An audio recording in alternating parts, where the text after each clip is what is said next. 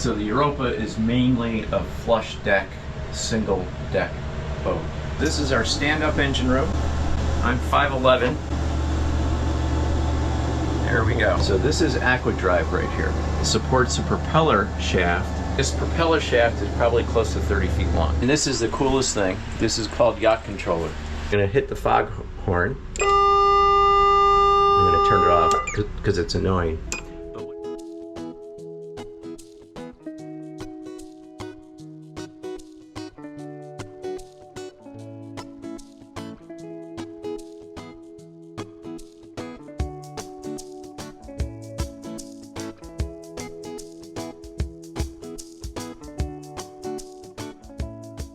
All right, guys, welcome back to the harbor. We're back here at Safe Cove Covered Boat Storage. I'm on probably the nicest boat I've done yet, definitely the nicest trawler. It's a 52 Europa Grand Banks 2001, and thankfully I've got the owner, Jim, here with me, and he's gonna show us around.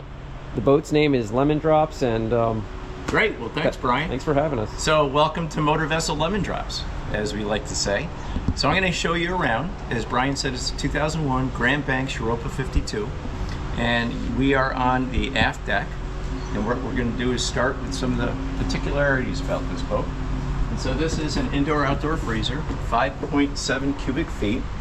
It runs off of 110, 120, and while we're underway, as you'll see, it runs off our inverter. So we always have frozen things here, frozen food, and this can hold enough protein or things to last you for probably close to 6 weeks. We used it a lot last year when we went to the Bahamas. Next, I'm going to show you what's in the lazarette. And this is where we like to put naughty kids. I'm only kidding. So in the lazarette is defined as the aftmost storage on a vessel.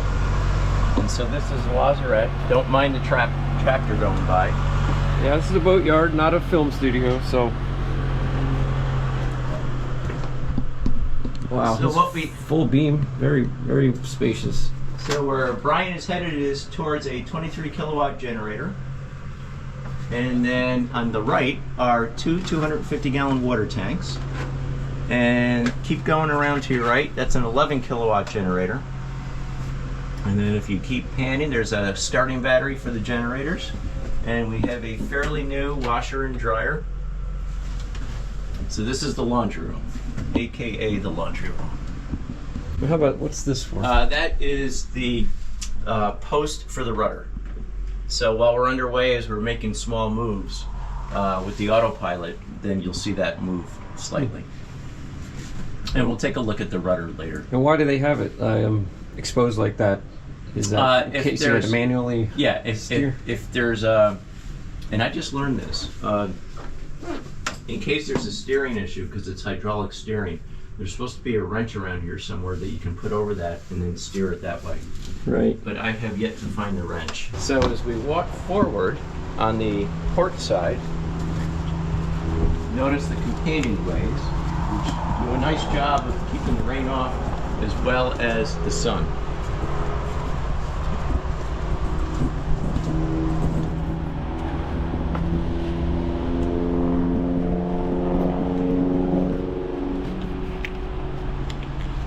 So as we get to the bow, this is where we have a couple different things going on. This is just to keep the ball out of the way, but we have a saltwater washdown, which that line feeds this. And so what we're doing is when we are leaving an anchorage and we're pulling the anchor up, we use this to hose off the chain and the anchor. Typically you'll get all kinds of mud and sand and shells and things like that on there.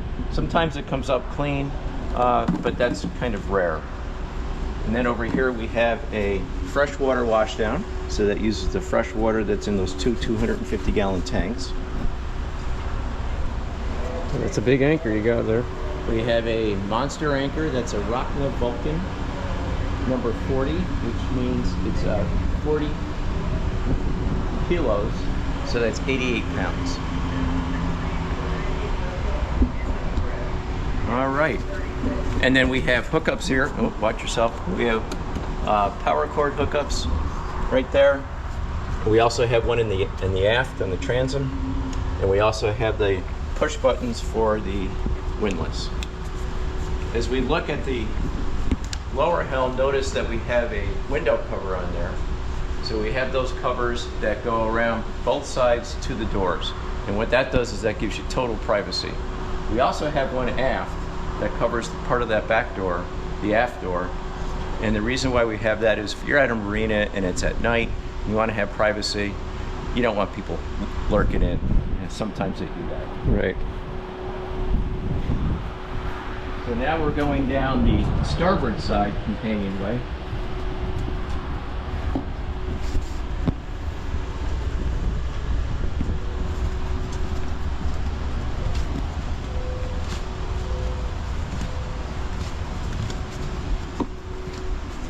Now we'll go to the upper helm.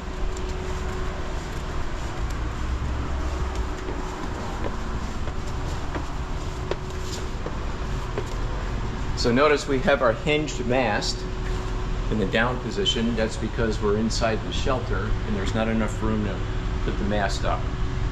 We have a lot of antennas up there. We've got radar. We also have Starlink. We invested in Starlink a year and a half ago because as cruisers, when you go to marinas, everybody promises marina Wi-Fi, but it never really works that well or that reliable. So we got Starlink and we used it exclusively. It was a game changer. Right, that's what I've heard. Everybody's cruisers are really switching over to Starlink. Now, what is your height with and without the mast? Do you know? With everything up, we're 26 feet. With the mast up, but the antennas down, we're at 23 feet. And right now, I'm guessing we're close to 22 feet. Okay. But that's a guess. The aft here, we have, here comes the tractor again. We have a 2019 11-foot dinghy with a 20 horsepower Yamaha. So that's fairly new. Can't go anywhere without our grill. And then as we come in the upper helm, notice it's a hard top, not a soft top. So the previous owner had this installed, and I've had other people say it's a work of art as far as the aluminum. Yeah, this looks really well built. So it was a bimini top before that, a soft top? Yes, it came as a bimini, yeah. Wow. The strata glass is in impeccable condition. Mm-hmm. It's one of those things you got to keep on. And so what we have here is seating for 10, but I would recommend no more than 6 or 8. 10's a little cramping it. There's plenty of storage under everything here.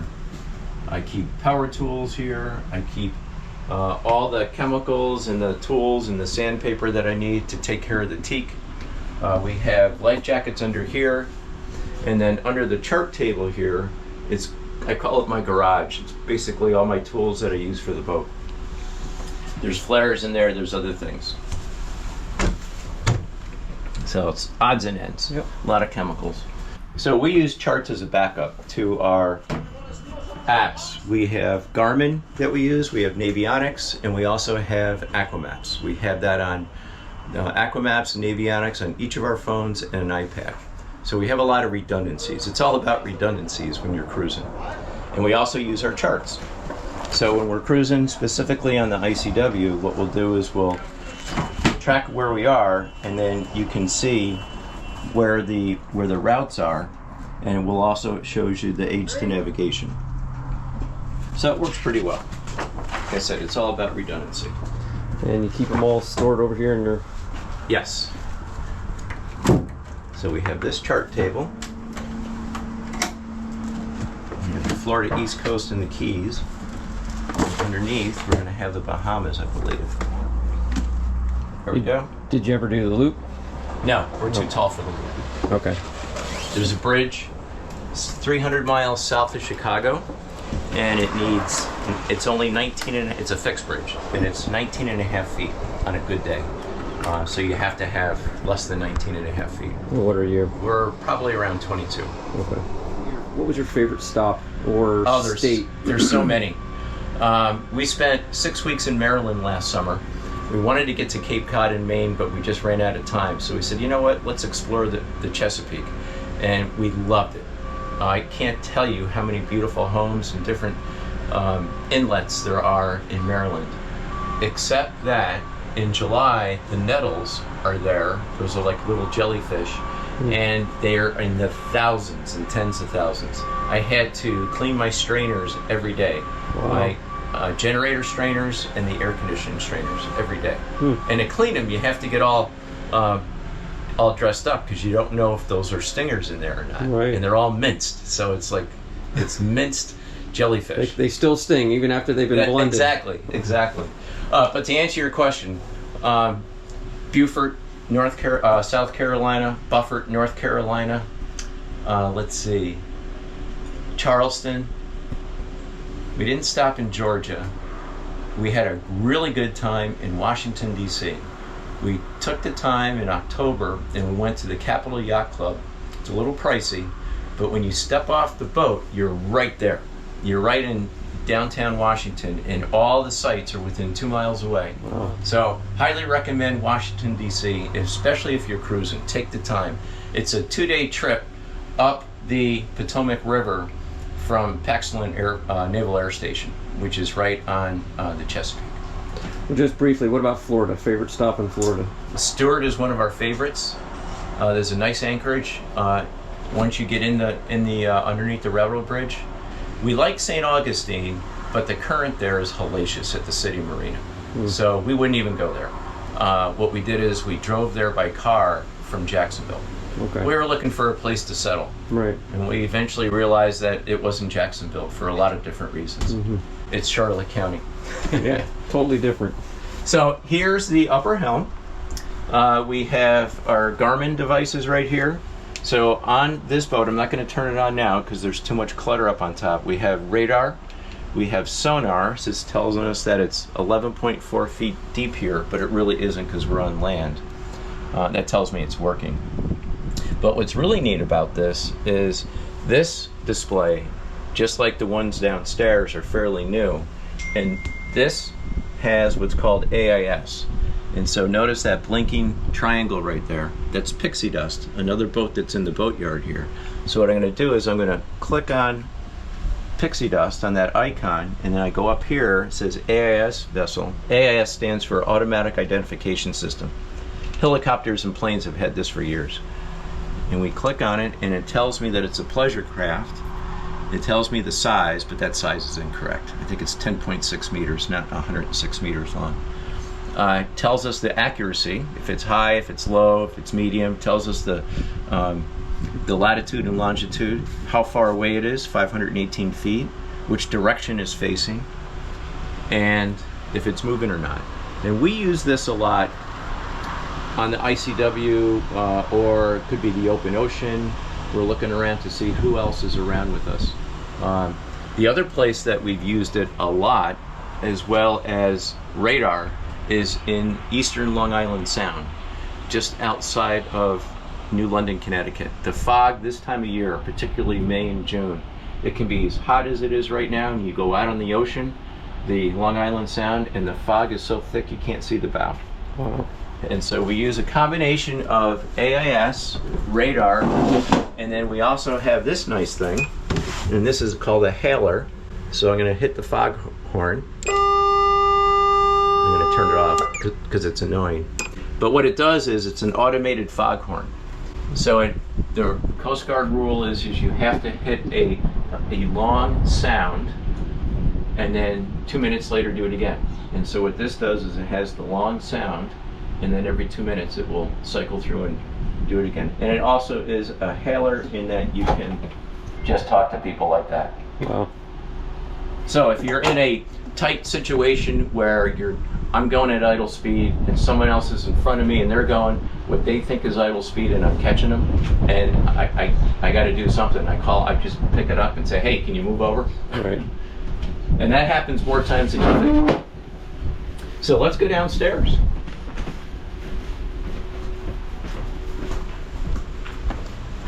So on a vessel like this, it's always safer to go backwards and hold on with 3 points of contact.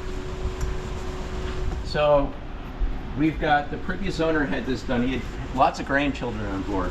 And so we have these little doors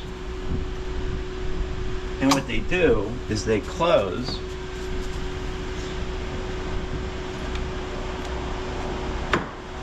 And with this up, notice it goes around, and we don't have the other two pieces that go around.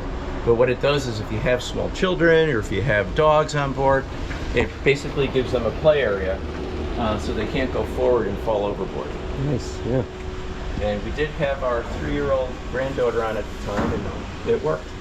And so you have those, you just don't have them up. Exactly. Yeah. Exactly. Yeah. So let's go in the salon, but before I do that, I want to show you our sunshade that we had made in Chesapeake, Virginia. And this is what I was talking about a little while ago, is if you're in a marina and you want some privacy at night, you just roll that down, unroll it rather, and people can't see it because it's going to cover this whole area.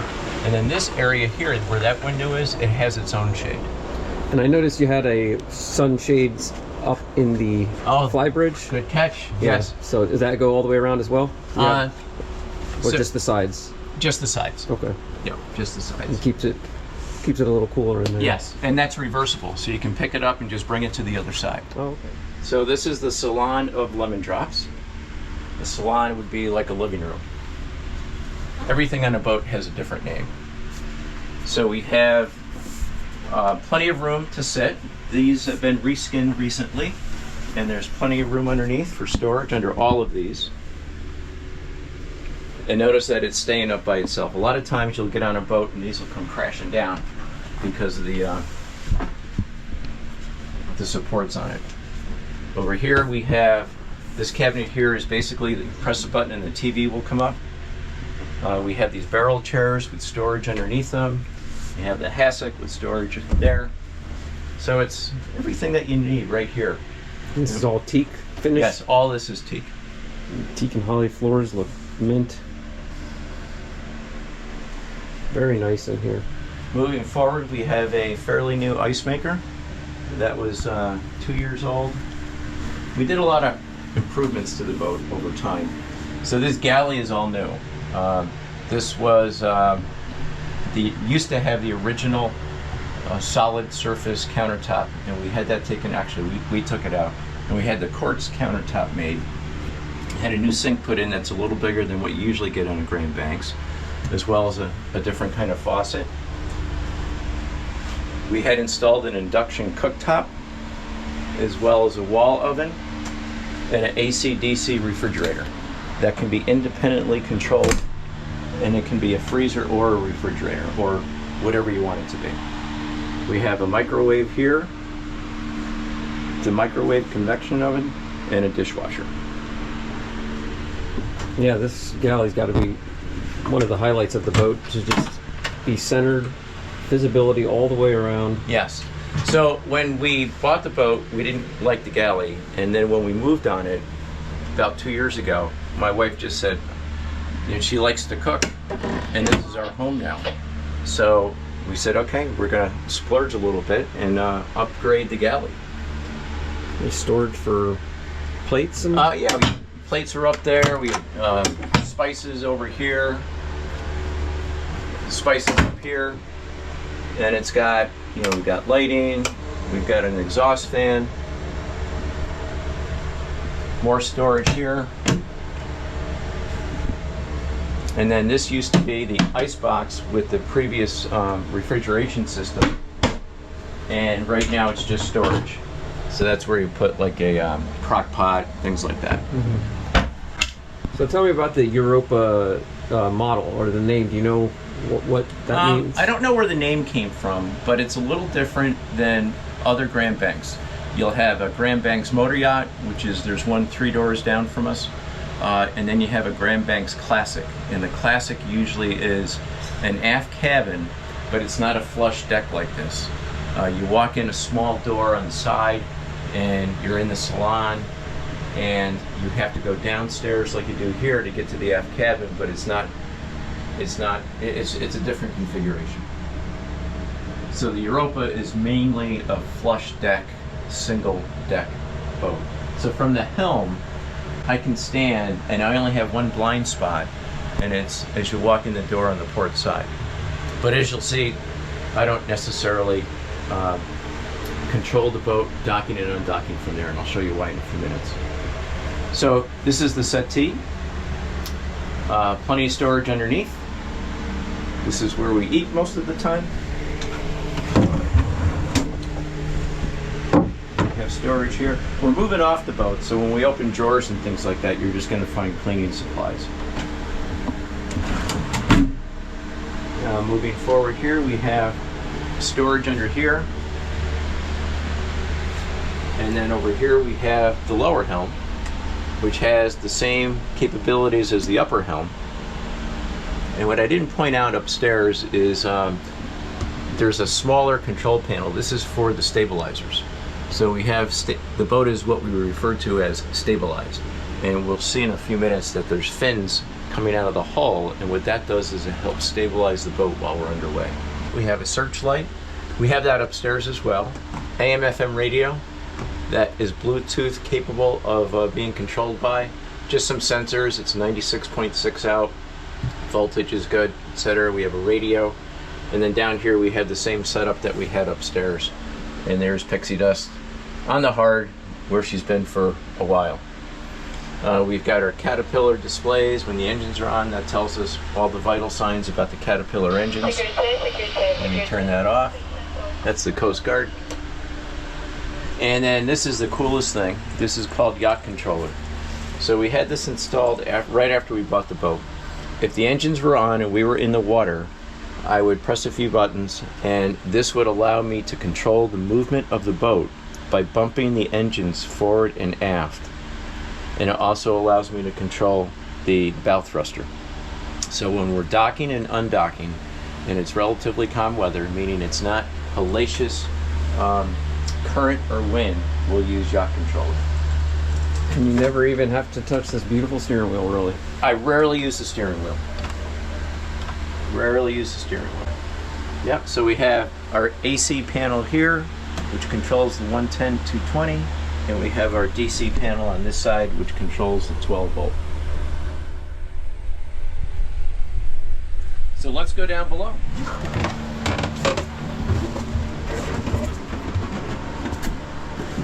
So starting on the starboard side are 2 single beds. There's plenty of storage under each one and a hanging locker. Closets on boats are referred to as hanging lockers. And these are 2 different heights. Let's see if we can see here. There we can see better. Yeah, all the mattresses on this boat were made at Portland Mattress in Portland, Maine. The forward ones, which you're looking at, and the next ones are all custom made.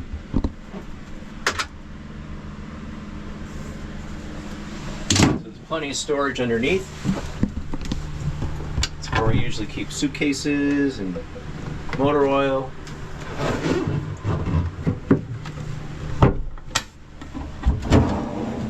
Plenty of drawer space. Lots of drawers. Sliding door.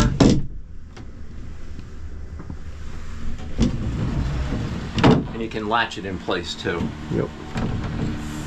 We have storage under here.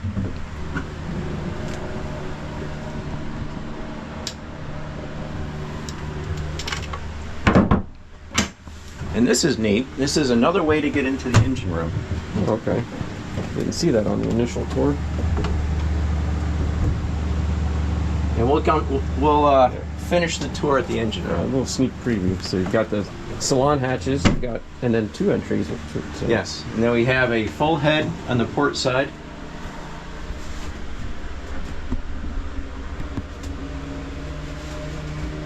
With a shower behind the door.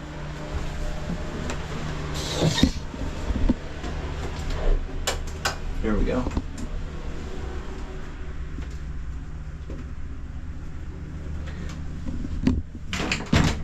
Shower door. Keep everything dry. Notice that grate that's back there. Yes. On the floor? Yep, that's starboard. Yeah. And I had that made in Marathon, as well as the one in the aft cabin. It's great stuff. The Grand Banks usually makes a teak grate, which catches everything, and you can't clean it. Yeah, Starboard's manufactured 5 minutes down the street from me in Northport. Oh, really? Yeah, and King Plastics. Yeah, that's the name of it. Yeah. So this is the V berth. And again, there's plenty of drawer storage. And a 6'6" person can sleep in these beds. And I know that because I've got two brother-in-laws that are that tall, and they've slept in these beds and didn't complain. Yeah, everywhere in this boat is like lots of headroom, including the engine room. And we have not storage as much as this is the bow thruster. So we have the bow thruster and two sealed 8D batteries. And another hanging locker.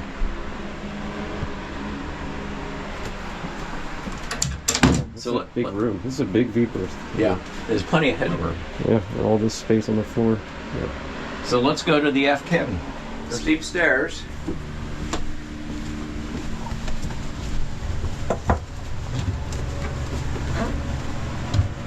So this is the aft cabin. Again, plenty of storage. We lived on the boat for 2 years, and we were taking things off that I hadn't used in 2 years. I mean, that's how much stuff you can store here.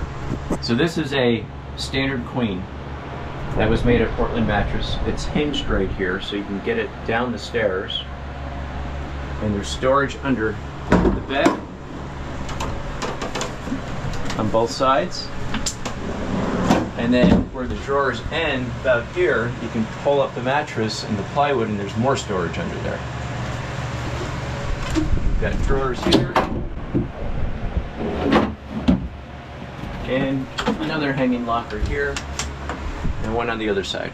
The one on the other side is just a little bit bigger. This is an air conditioner behind that wall. Built-in nightstands.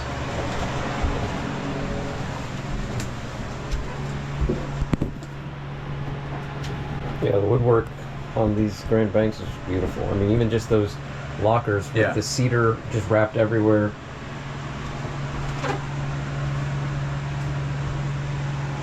And then we have a full head here.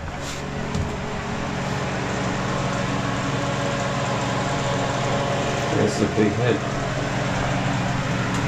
Or the starboard.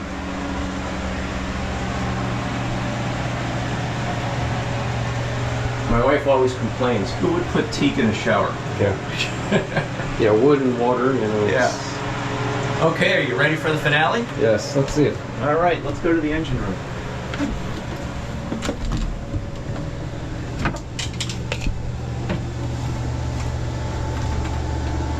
Wow. Okay, so this is our stand-up engine room. I'm 5'11".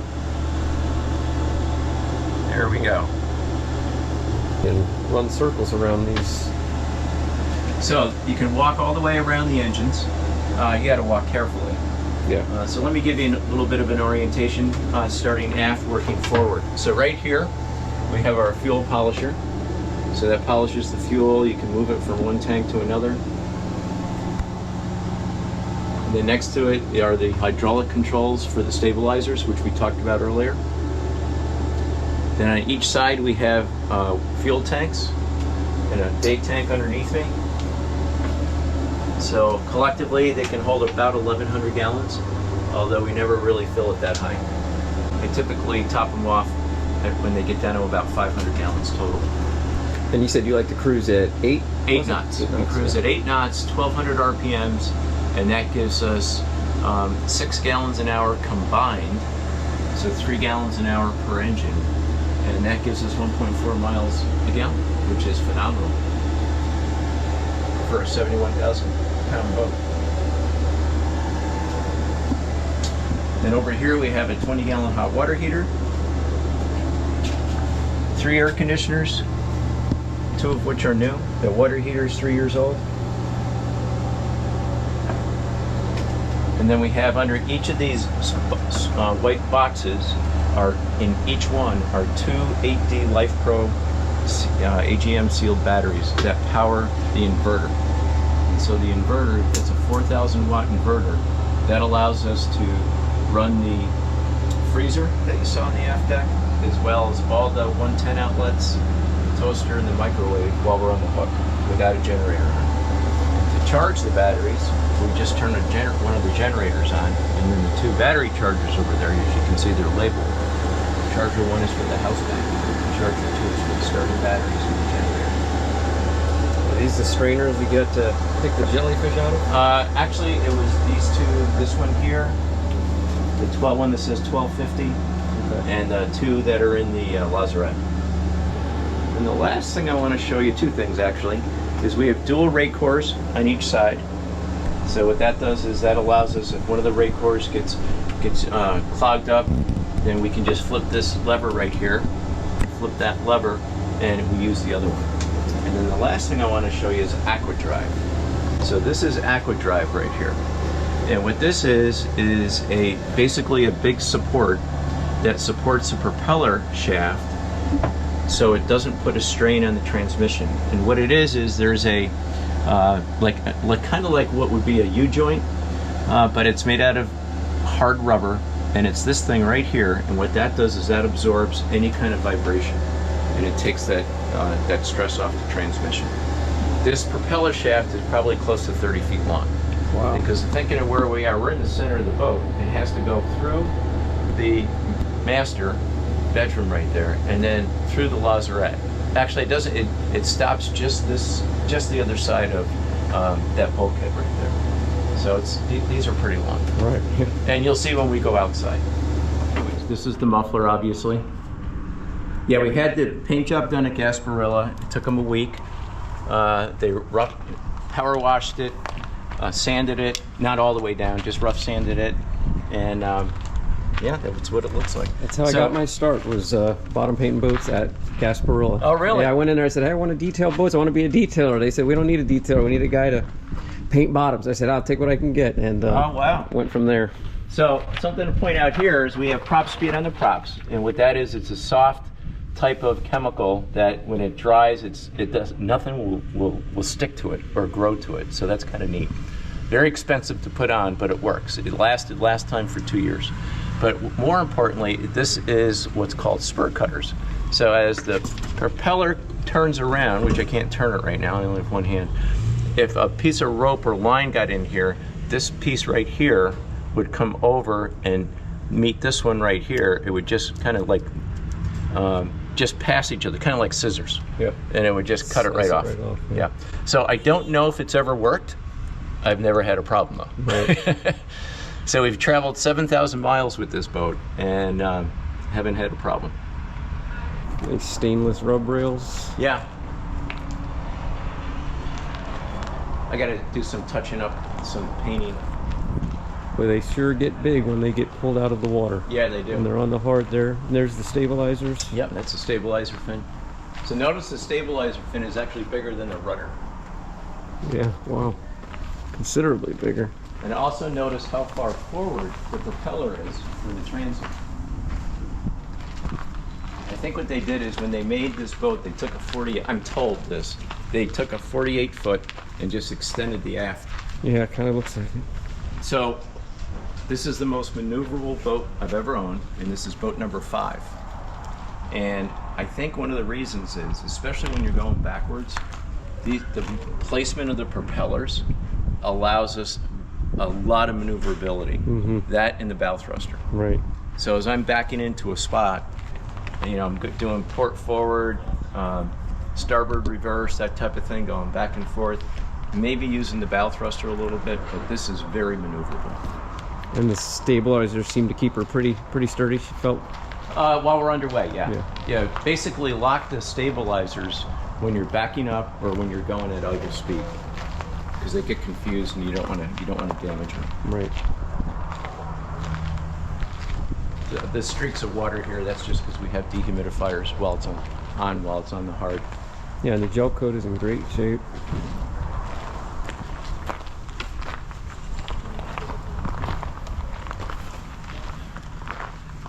And you say Grand Banks, now they're being built? This was built in Singapore. It was born in June of 2001, and now they're being built in Malaysia, which is literally right across the waterway. So we're selling her. We started at $690, I think, $675. We're down to $575. We really want to pass her on to the next owners that are going to take care of her and enjoy her as much as we did. We were on it for living on it for 22 months, 7 days, but who's counting? We've owned her for a little over 3 years, and we've traveled over 7,000 miles. The ICW 3 times, the Bahamas, and we've had a great time. It's time to become dirt people. She is a beautiful vessel. I'm sure you won't have any trouble selling her, and really appreciate the tour. Well, thank you, and thanks for visiting Lemon Drops.